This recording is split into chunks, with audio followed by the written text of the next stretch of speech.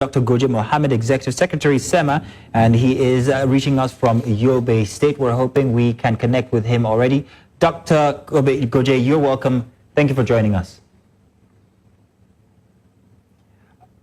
We hope that your device is not on mute. If it is on mute, please would you take it off of mute so we can hear you, sir. Thank you for having me once again. Fantastic. Good. Sir, now if you could give us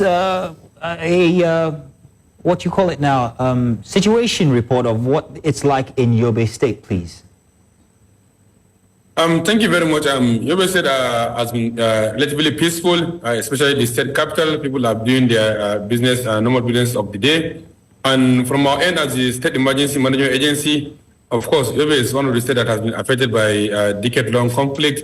So we are very sensitive and mindful, especially His Excellency, the Governor has directed that for any communities or locations that will have difficult in accessing basic services, especially the most vulnerable IDPs, the Almajiris, and other vulnerable persons.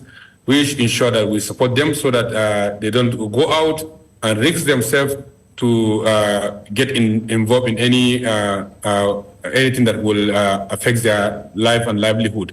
But then most interestingly is the fact that we keep on studying the public because of the experience we have in the conflict. We call on the public to be very careful so that non-state armed groups will not infiltrate and cause mayhem or any vandalization of public and personal properties of people. So it's relatively peaceful in the state capital. There are some pockets of challenges in some LGS, but I believe securities in those locations are well stationed to take care of that. What tangible efforts is SEMA actually putting in place to help residents of Yobe State regarding the protests? You say you're providing support, especially to the Almajiri population. Well, exactly how is the support coming from SEMA? Yeah, for instance, for the Almajiri population, especially within the metropolis, what we did is we already have their register, we have their profile since during the COVID-19 when Almajiris were repatriated back home. So we went back to our register, identified their schools and their school heads. We had bilateral engagement with them, and we provided them with food basket that will enable them feed their Almajiris within the few days that maybe streets will be very busy or they have difficulty to go out and walk or to access food items.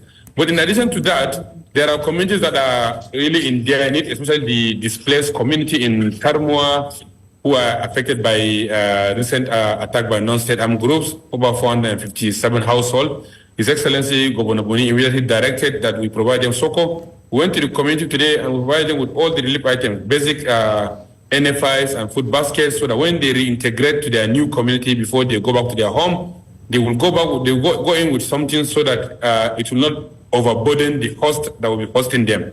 So we have done that and we'll continue doing that. One of the things about Almajiri is also the people living with disability, the PWs as well, PWDs, I beg your pardon, persons living with disability. We know that there's a significant number of them with the Almajiri. Has there been any, and when it comes to catering to this set of persons or demography, there has to be some sort of special treatment, which is because of the status. Can you speak more on those living with disability?